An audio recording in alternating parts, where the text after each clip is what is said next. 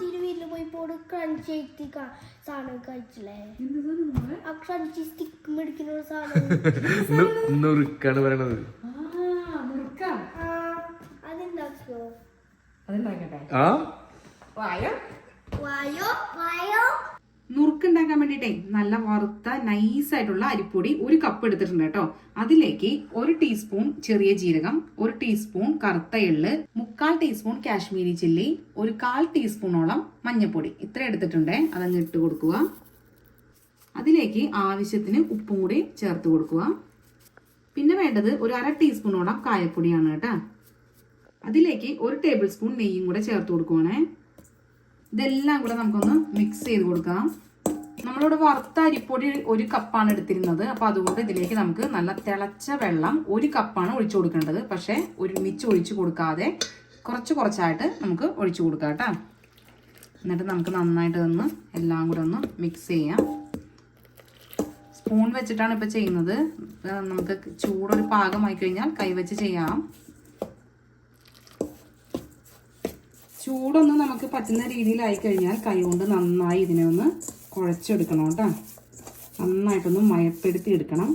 കണ്ടോ, നന്നായിട്ടിവിടെ കുഴച്ചെടുത്ത് വെച്ചിട്ടുണ്ട് കേട്ടോ. ഇതാണ് ഇതിന്റെ ഒരു പരിവെന്ന് പറയുന്നത്. ഈ ഒരു രീതിയിൽ നിങ്ങൾ കുഴച്ചെടുക്കണം. ഇതിൽ നമ്മൾ മുളക് പൊടി ചേർത്ത ഓപ്ഷനാണ് കേട്ടോ. നിങ്ങൾക്ക് ചെറിയൊരു എരിവ് വേണമെങ്കിൽ മാത്രം മുളക് പൊടി ഇട്ടാൽ മതി, അല്ലെങ്കിൽ മഞ്ഞൾപ്പൊടി മാത്രം ഇട്ടാൽ മതി. ഇവിടെ ഞാനൊരു സേവനാഴി എടുത്തിട്ടുണ്ട്. അതിൽ സ്റ്റാറിന്റെ ചിഹ്നമുള്ള അച്ച് അതിലേക്ക് അങ്ങ് ഇട്ട് കൊടുക്കുക. കണ്ടോ, കുറച്ച് മാവ് എടുത്ത് ഇതിലേക്ക് ഇടുവാണ്. ഫുള്ളായിട്ട് ഇടേണ്ട ആവശ്യമില്ല കേട്ടോ. ഒരു 3/4 ഭാഗത്തോളമൊക്കെ നിറച്ചാൽ മതി. നമുക്ക് അച്ഛനങ്ങ് ഫിറ്റ് ചെയ്യാം.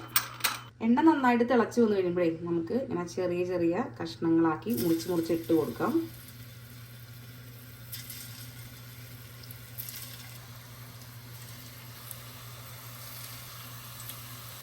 തീ എപ്പോഴും ഹൈ ഫ്ലെയിമിൽ വെച്ച് തിളപ്പിച്ച് എണ്ണ എടുത്തതിന് ശേഷം ഒരു മീഡിയം ഫ്ലെയിമിലേക്ക് വെച്ചിട്ട് വേണം കേട്ടോ നമുക്ക് മുറുക്ക് ശരിയാക്കി എടുക്കാനായിട്ട്. ഇടയ്ക്കിടയ്ക്ക് അങ്ങോട്ടൊക്കെ എന്നിട്ട് ഇളക്കി കൊടുത്തുകൊണ്ടിരിക്കുന്നു കേട്ടോ. മുറുക്ക് ഇവിടെ റെഡി ആയിട്ടുണ്ട്. നമുക്കിങ്ങനെ വേറൊരു പാത്രത്തിലേക്ക് മാറ്റാം. സംഭവം ഇവിടെ റെഡി ആയിട്ടാ.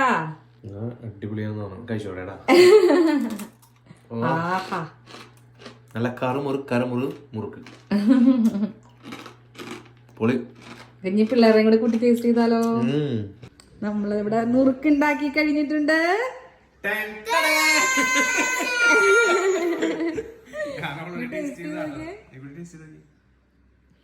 അപ്പോൾ ടേസ്റ്റ് ചെയ്താണ് കേട്ടോ. സാരമില്ല. ഇഷ്ടയാ? കടിക്കാറില്ലേ? ആ സൗണ്ട്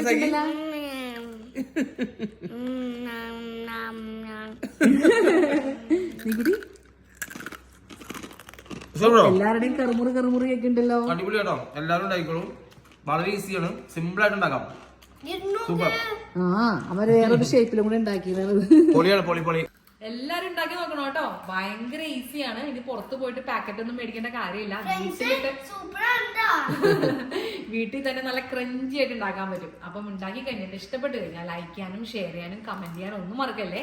എല്ലാവർക്കും നല്ലൊരു ദിവസം ആശംസിക്കുന്നു. Have A good day. Bye bye.